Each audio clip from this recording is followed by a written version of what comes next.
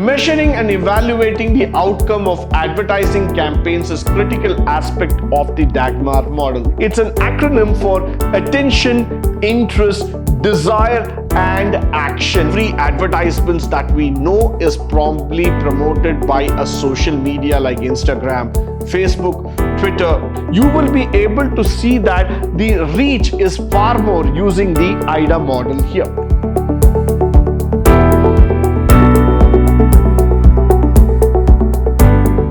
Good morning and welcome to the first session in Unit 1, 6th semester BBA Advertising and Media Management, where we are going to speak about the introduction to integrated marketing communication.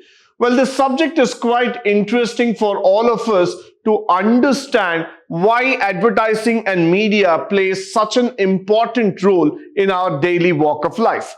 Let me start first with the Dagmar and the IDA models, which is there in advertising, and how does it go into it.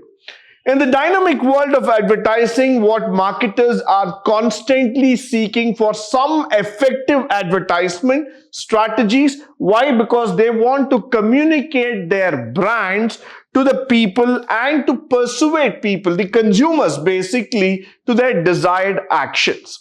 Today, if you talk about advertisement, the main aim is not just about sales.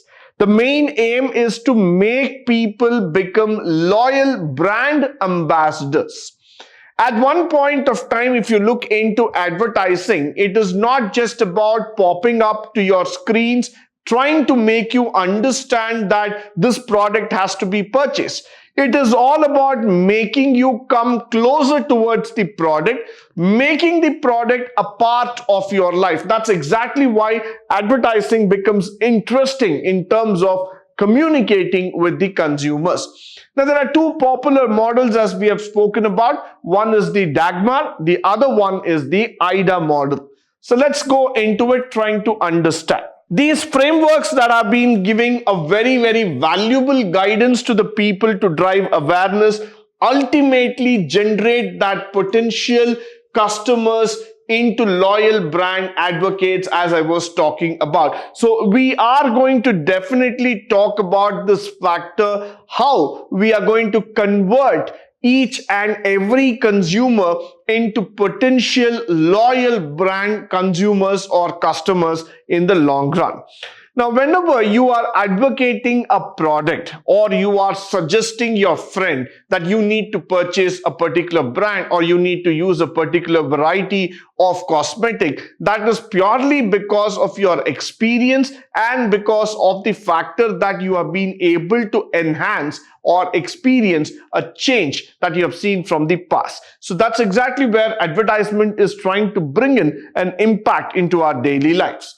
Now, as we go further, the Dagmar, which is the acronym of defining advertising goals for measured advertising results, focuses on setting specific measurable objectives for advertising campaigns. Now, let's go word by word here. Focuses on setting specific measurable objectives. This model is a highly concentrated model which is going to focus on certain very specific objectives. Objectives which will actually try to make the advertisement quantifiable and also going to drive through the quality factors. Ensure that there is a return on investment when you are going to go through this model. So let's go and explore the key elements of this model. Now let's moving further. The first thing is defining the objectives.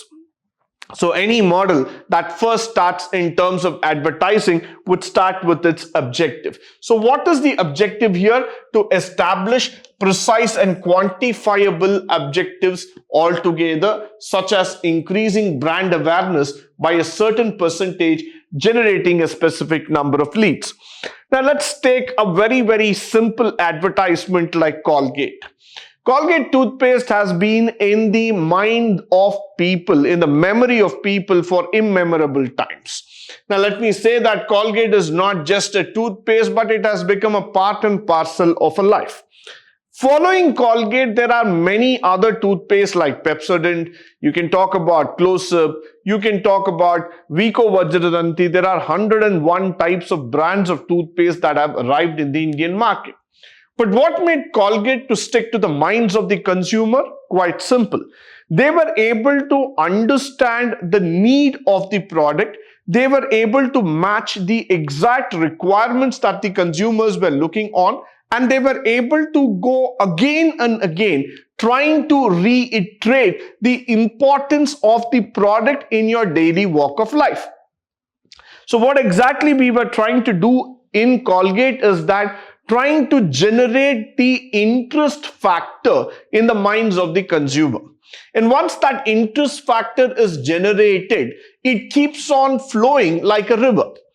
Automatically, that 1 to 100, 100 to 1,000, 1,000 to millions, that what we are looking here in Colgate, has been able to achieve a particular target sales volume.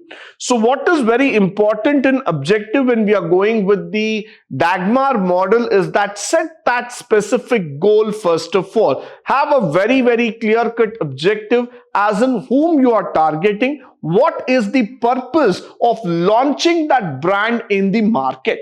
Now, you don't launch an advertisement just to say that I am here. You launch an advertisement campaign with a specific purpose, trying to send a very clear message to the people out there that I'm coming up with a model, I'm coming up with a product that is going to be really interesting and important in your life. Now, moving further, we also try to talk about establishing benchmarks. So what is this establishing benchmark all about?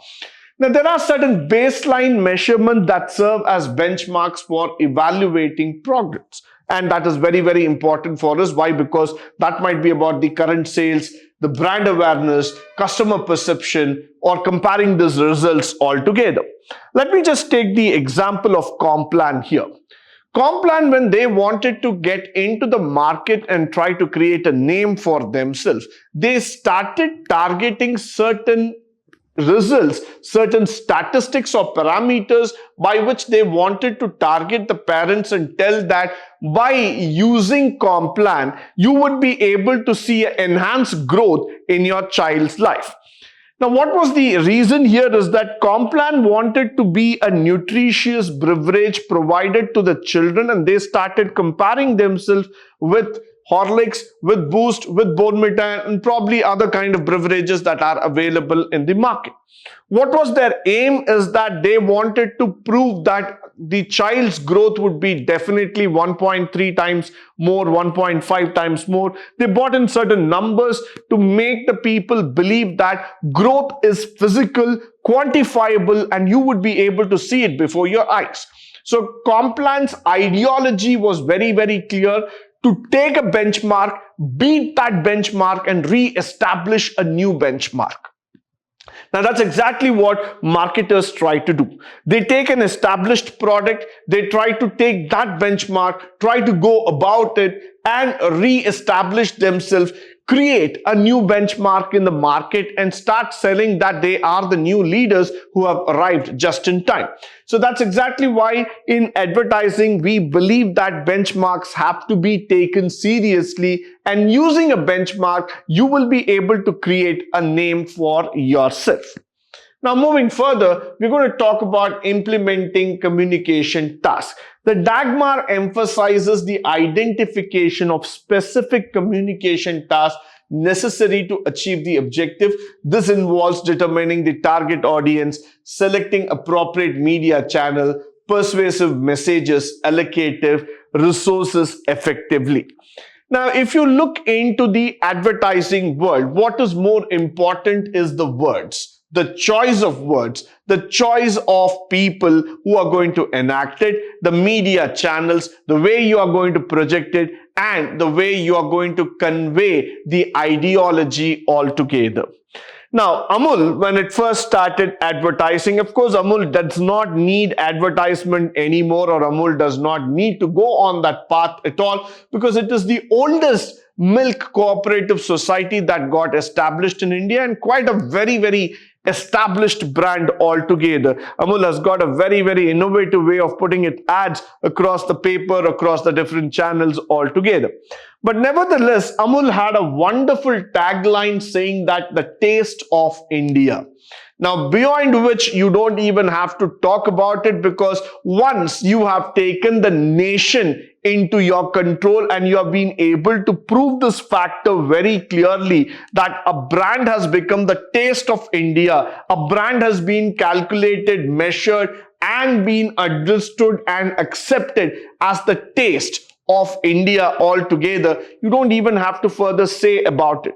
That's exactly what Amul wanted to do when they came into the media field altogether. Amul's aim was very simple.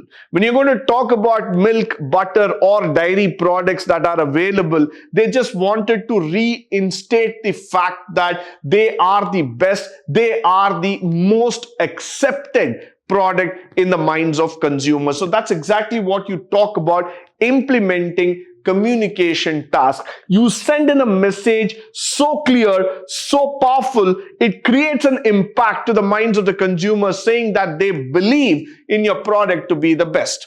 Now, whenever you're doing this, the product and the message has to be clear. There is no point in running an ad campaign that's too flashy, or that has too much of graphics, or that has too much of sound effects. What is essential is, are you sending the message clearly? So that's why communication task matters a lot when we are talking about advertisements.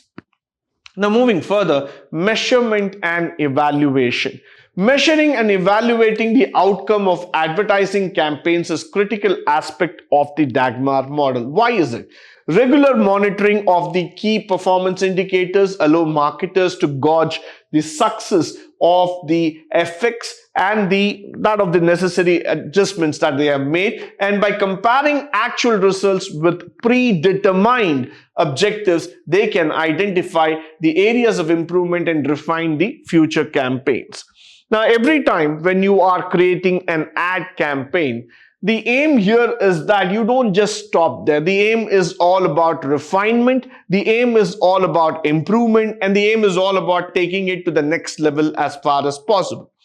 Now, Hero Honda, when they started their advertisements, their aim was very simple. They came up with a very beautiful tagline saying that Desh ki dhadkan, which means to say that Hero Honda's ideology was all about understanding that the bike that they created is going to be the pulse of the nation. But Hero Honda never stopped with one single advertisement. They went on creating new models, new advertisements, and new messages altogether. Why? Because they wanted to really stand out of the competition. At some point of time, when they overtook Bajaj, when they overtook TVS, and probably any other models of the two-wheeler segment altogether, Hero Honda, the Hero Motor Corp, what I'm talking about today, was able to come back and tell to the people that this is the bike that the nation demands for. That is possible. Why? Because they measured against each and every ad, they measured against each and every parameter, and their valuation was very clear that until and unless they really become the pulse of the nation in terms of the two-wheeler segment, they're not going to stop. So whenever we are talking about measurement and evaluation, it's trying to make you understand that you are trying to testify yourself against the predetermined objectives, and that's what makes advertising even more effective.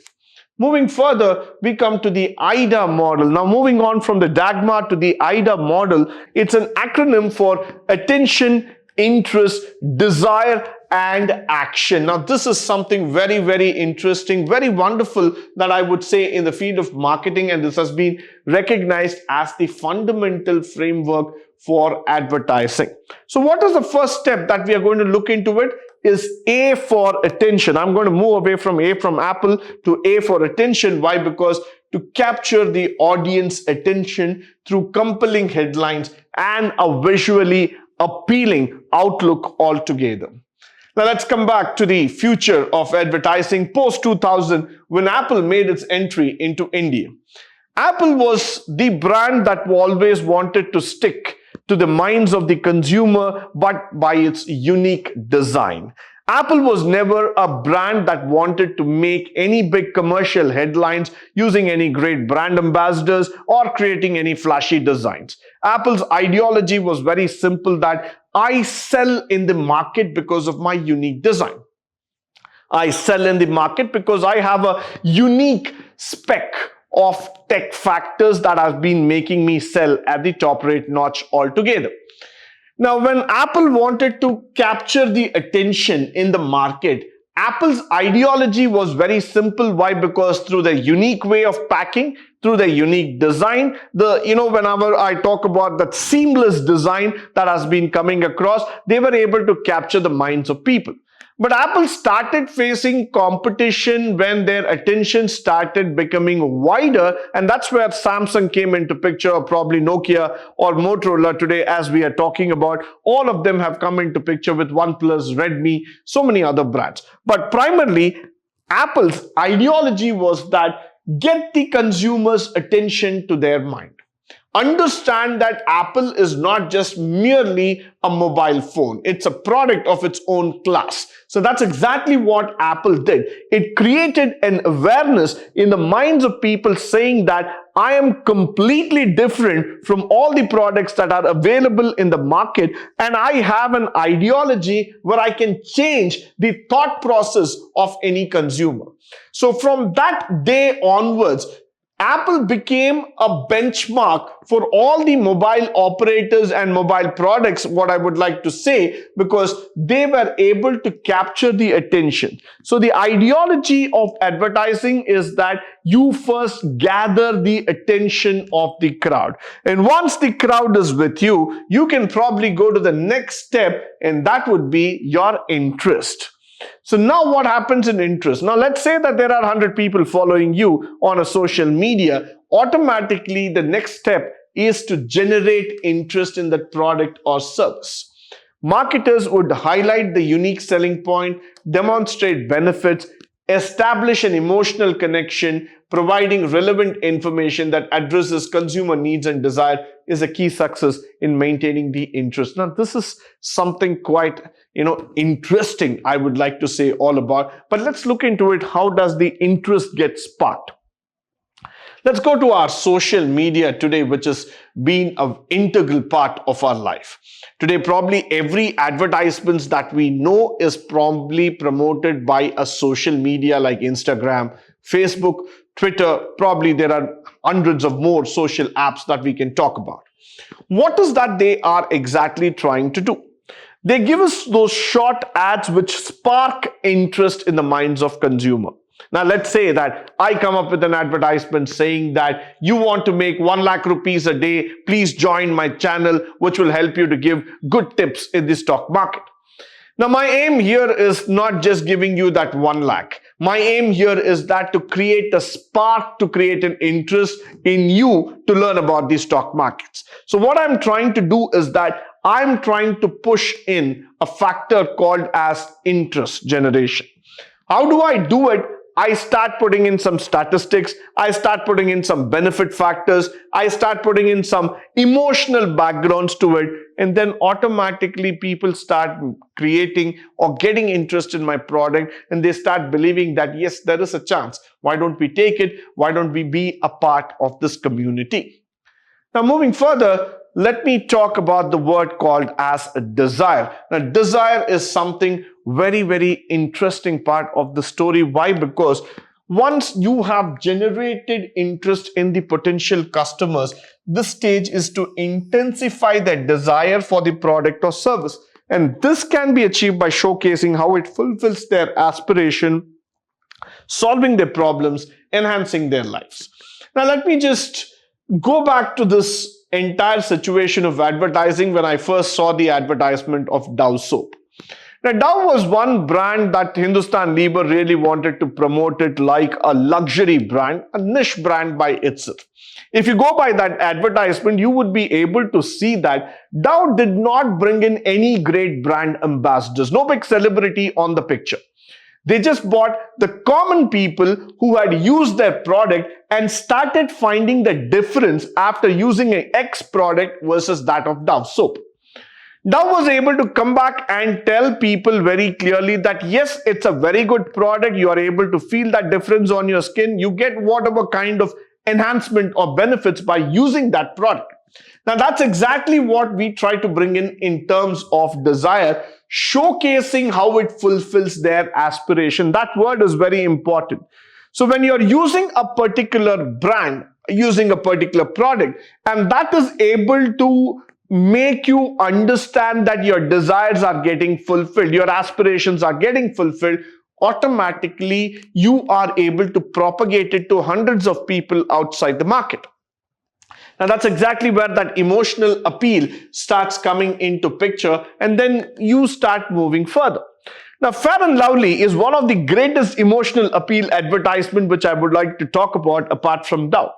Fair and Lovely as a product, though, yes, they had at one point of time, they also bought in certain celebrities for that, nevertheless. But then the emotional appeal that Fair and Lovely could bring inside today when we say that glow and lovely all together. Now, this product was able to bring in a great emotional appeal just by the factor of saying that a dark-skinned person can be converted to a fair skin or to a glowing skin altogether was a brilliant emotional appeal. Now, how far does it happen? How far it has gone forward? We do not know about it, but then the emotional appeal and the social proof that Fair and Lovely was trying to build in the minds of the consumer was an important factor in the advertisement. And that's exactly what you look into it. You create a factor, you create enough evidence that people start getting completely inspired by your product. They get that desired solve and they start taking the next step, and that is called as the action altogether. Now, what is this action stage all about? Whether you're making a purchase or signing up for a newsletter or asking for more information or clearly making yourself compulsive inside altogether, that you are compelling altogether and making it even more accessible altogether. The action part is very, very important. Why? Because whenever we are talking about action, it is about encouraging the consumer to get into the role. Now, let's go with the Mahindra Thar advertisement that really created waves among the people. When the Mahindra Thar was first rolled into the market, people did not feel so much. Why? Because Mahindra Thar did not have that big emotional appeal like what it has today. Scorpio came into picture, followed by which Mahindra Thar came into picture.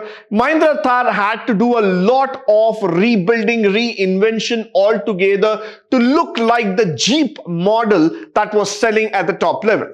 Now, today, if you look into Mahindra Thar with its rocks, with its Thar new one, and probably, Mahindra would be rolling out yet another new models, which might be electric or non-electric brands. What has become great appealing factor is that today people are seeing the benefits, the incentives that Mahindra is giving at a lower price altogether. If I want to buy a Jeep Wrangler or I want to buy a Jeep Durango and all those high-level vehicles altogether, that's going to be about 70, 80 lakhs. But if I'm able to get all those benefits at 1/4 of that cost, I'm in for it. That's exactly what Mahindra did. Give the same amount of incentives and benefits at a lower price and get that emotional appeal in your product so that everybody starts showing interest, and the interest turns out to action, through which you would have seen that Mahindra Thar's sale went up like rocket. And that's exactly what they did even for rocks. That's exactly what they did for 3XO and probably the new electric vehicles that they have launched in the market. So what they're typically doing is that give incentives in the form of achievable matters so that people show interest in you, and that interest gets converted into action, and the action is none other than your revenue going up right in front of your eyes. So that's exactly where you motivate people to buy the product. Moving further, we'll talk about the advantages of the Dagmar approach.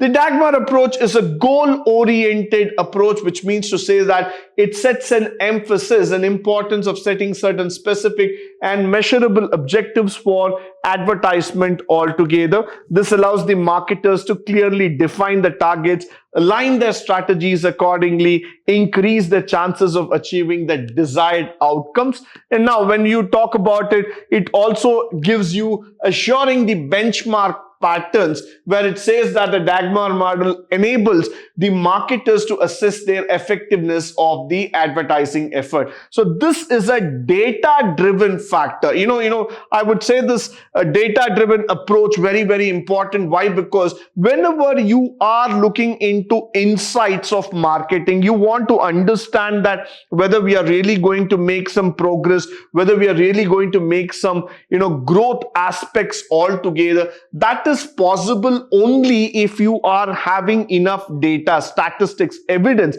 through which you can make this. So the accountability and evaluation does not just come like that. It involves a lot of data. It involves a lot of specific factors that comes into picture. Followed by which the efficient resource allocation. So what happens is that this model encourages marketers to allocate resources based on defined objectives. The desired outcomes are also measured. By focusing on specific communication tasks, they can allocate budgets, select appropriate media channels, and pass on the messages effectively. The other thing is that it's a complex measurement that's also coming in. Let's look into the disadvantages here. The one side is that there are a lot of complex factors that are getting into it. Like, for example, when I talk about measurement and evaluation in Dagmar, the consumer behavior can be a challenging factor, because results today are not just, solely related to the quantifiable. They're also quality oriented, and they might not be as straightforward as I'm talking about. When you're talking about a competitive market condition today, you might see that people are not just going to look into the advertisement and put a straight line mark to you, but they would ask a lot of questions. There might be a lot of complex behavior, mindset, which becomes difficult for us to measure. So yes, there is a disadvantage when we talk about the Dagmar model. Now, moving further, the narrow focus. Why? Because Dagmar actually tries to get into a situation where you are too specific in terms of measuring. And then what happens is that it might overlook the holistic marketing strategies that are beyond advertisement. Because there are certain things, like when you talk about corporate social responsibility, or about the environment, or you're talking about the overall environment in terms of the marketing outlook, all those things might get completely disturbed. Why? Because your focus becomes too narrow.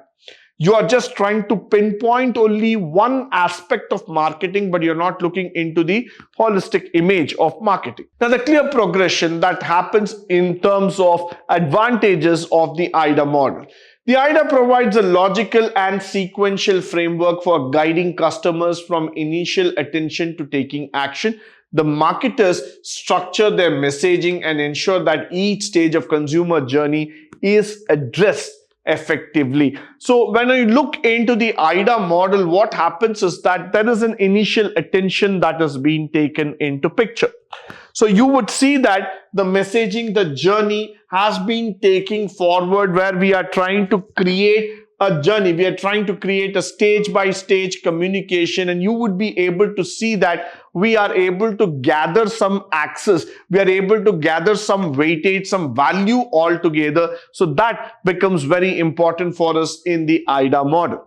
Followed by which the emotional appeal. That's very, very important, as I'm saying, because the advertisement should address the pain points, the emotional points, why it is important, how we are able to consumer collect yourself, and then you are able to connect with all those compelling narratives and the engagement factor. All these things are addressed in the IDA model, which makes this model even more better when compared to Dagmar. And the flexibility. IDA model can be applied across various advertising channels and formats, from print to that of television to digital and social media. The flexibility actually helps you to adapt to their various strategies, the different platforms, while following the core principles of attention, of desire and action.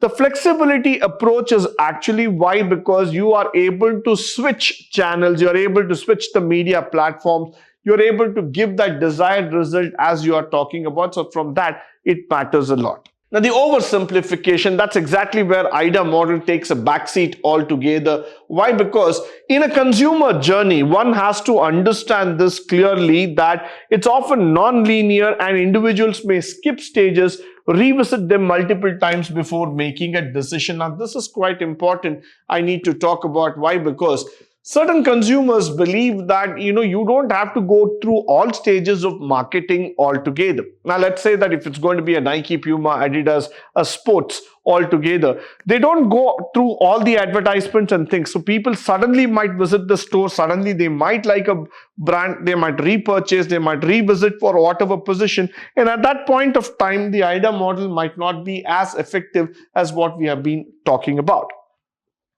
And the lack of interactivity, which is very, very important today as we are talking about, because there is no two-way engagement and interactivity that has been offered, which is now being given by the social media, but the AIDA is only a one-way model. So the lack of interactivity that we have been speaking today can create even more a problem altogether. So one has to adopt himself to that particular factor, so that you will be able to see that you're able to combine the weakness and strength and bring in a better approach altogether. So there's somewhere the lack of interactivity also matters. Now, the AIDA and the DAGMAR, the best thing is that the focus and approach that we are talking about. In the DAGMAR approach, it is more about the specific target that we are talking about, whereas in the AIDA model, it is general. It is trying to go as wide as possible. Now, the second thing is that when you look into here, it's a sequential process of interest and desire that we have been talking about. It tries to build an overall approach, whereas the DAGMAR is a very, very specific set of interests as we are talking about. The other thing is that the structure. The DAGMAR model, when we are taking into picture, is more structured in terms of goal setting measurement.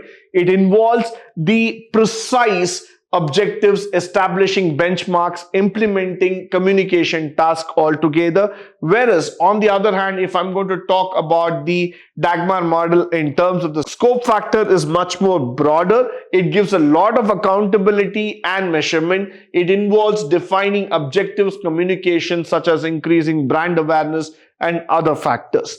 Now, when it comes to the AIDA model is primarily concerned with that of the communication aspect, how effectively we move on, and the stages of attention. It focuses on creating persuasive messages and engages in storytelling and capturing that consumer interest factor.